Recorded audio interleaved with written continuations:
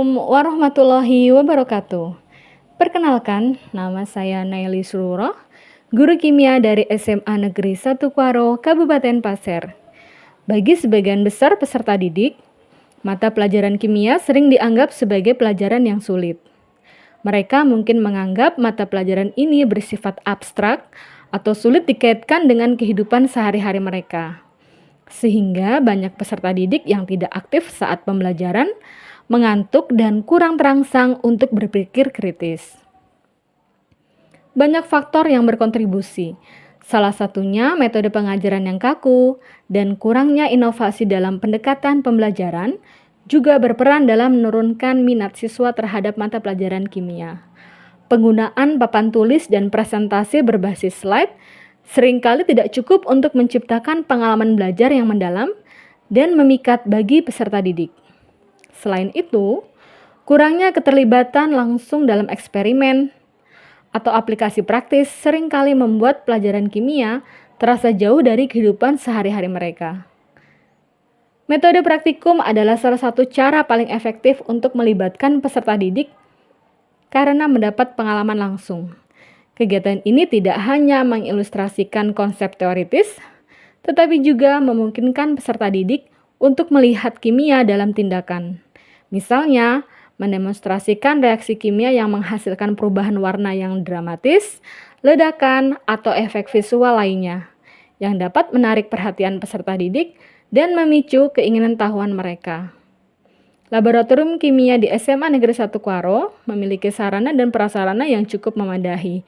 Itu menjadi pendukung saya dalam melakukan inovasi dalam pembelajaran dengan metode eksperimen atau praktikum. Ada beberapa tantangan yang saya hadapi, di antaranya memilih model pembelajaran inovatif yang tepat dan sesuai dengan karakteristik materi dan kebutuhan peserta didik, menyiapkan konten atau materi yang akan digunakan untuk pembelajaran berupa modul ajar, PowerPoint, dan menyiapkan alat dan bahan praktikum, serta memastikan semua peserta didik berperan aktif dalam kelompoknya. Sebagai langkah awal, saya melakukan wawancara dengan wakakurikulum dan guru BK untuk mengetahui gaya belajar murid. Diketahui sekitar 60% peserta didik memiliki gaya belajar kinestetik, 28% visual, dan 12% audio. Selanjutnya, saya mengajak beberapa peserta didik mengobrol dan diskusi untuk mengetahui keinginan dan minat mereka dalam pembelajaran kimia. Ternyata, mereka lebih mudah memahami pelajaran kimia jika dilakukan melalui eksperimen atau praktikum. Untuk mengawali pembelajaran, saya mengucapkan salam, berdoa, dan memeriksa kehadiran peserta didik. Duduk siap. Sebelum mulai kegiatan, mari kita berdoa menurut agama dan kepercayaan kita masing-masing. Berdoa dimulai. Doa selesai. Saya absen dulu, yang tidak masuk hari ini siapa? Saya melakukan asesmen non-diagnostik dengan menanyakan kabar dan kesiapan belajar peserta didik. Gimana kabarnya hari ini? Semangat ya untuk belajar hari ini? Untuk menciptakan lingkungan belajar yang positif bagi peserta didik, saya membuat kesepakatan Tidak ada yang dengan peserta didik. menggunakan handphone. Jadi semua siswa terlibat aktif dalam kegiatan praktikum hari ini. Yang kedua, setelah selesai praktikum, kalian semua harus membersihkan itu dalam keadaan seperti semula lagi. Saya melakukan apersepsi awal dengan mengingatkan kembali tentang nilai pH larutan asam, basa, dan Bukan garam. bersifat asam. Oke, jadi kalau nilai pH-nya 4 asam. Kemudian kalau nilai pH-nya menunjukkan angka 8, pH-nya apa? Kemudian menyampaikan materi pembelajaran yang akan dipelajari, yaitu indikator asam basa dengan metode praktikum atau eksperimen. Kemudian Pembelajaran hari ini yang pertama, kita akan membuat indikator asam basa dari bahan alami. pada kegiatan inti, terdapat 5 sintak dalam model pembelajaran problem-based learning. Sintak yang pertama, mengorientasi siswa pada masalah.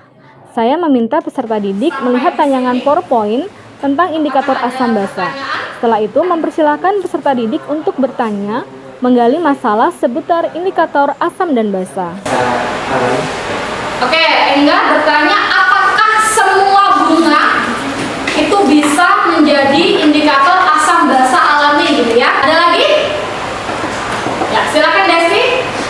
Bagaimana cara membuat indikator asam basa yang Oke, gimana cara membuat indikator asam basa alami? Fitri? Bagaimana cara menentukan sifat larutan asam atau basa menggunakan indikator alami? 3 masalah itu akan kita selesaikan, akan kita pecahkan.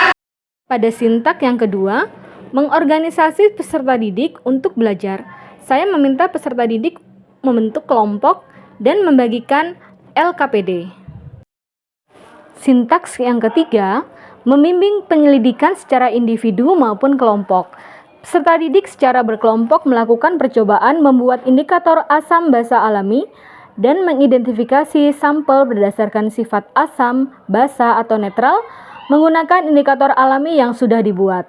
Selama peserta didik bekerja dalam kelompoknya, saya melakukan pembimbingan sesuai dengan kebutuhan peserta didik, sambil melakukan penilaian dan memastikan semua peserta didik terlibat aktif dalam kelompoknya. Sintak yang keempat, mengembangkan dan menyajikan penyelesaian masalah. Saya meminta peserta didik mempresentasikan hasil percobaan dan diskusi kelompoknya sambil melakukan penilaian. Sintak yang kelima, menganalisis dan mengevaluasi proses pemecahan masalah. Saya memberikan apresiasi kepada setiap kelompok, memberikan umpan balik, memberikan penguatan materi terhadap percobaan dan presentasi yang telah dilakukan. Sebagai produk pembelajaran, saya meminta kepada setiap kelompok untuk membuat laporan hasil praktikum yang dibuat sesuai dengan minat yang mereka miliki, seperti berbentuk tulisan, rekaman suara, infografis, atau video yang dikumpulkan pada pertemuan berikutnya. Pada kegiatan penutup, saya membimbing peserta didik membuat kesimpulan tentang materi pembelajaran pada hari ini. Kemudian, memandu peserta didik untuk melakukan refleksi pembelajaran. Setelah itu, peserta didik mengerjakan tes formatif yang saya lakukan dengan menggunakan aplikasi Quizizz.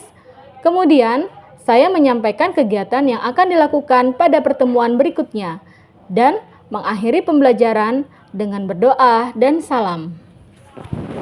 Sudah belajar, mulai sudah berdoa dimulai.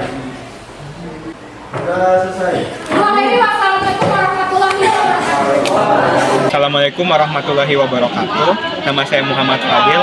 Setelah saya mengikuti praktikum kimia tentang indikator alami asam dan basa, perasaan saya sangat senang karena saya lebih memahami bagaimana cara membuat indikator alami asam dan basa. Assalamualaikum warahmatullahi wabarakatuh. Saya Hastuti, guru mata pelajaran matematika, salah satu rekan dari Ibu Nelly Suguro. Setelah melihat proses pembelajaran yang dilakukan, saya melihat sudah sesuai dengan proses pembelajaran berdiferensiasi.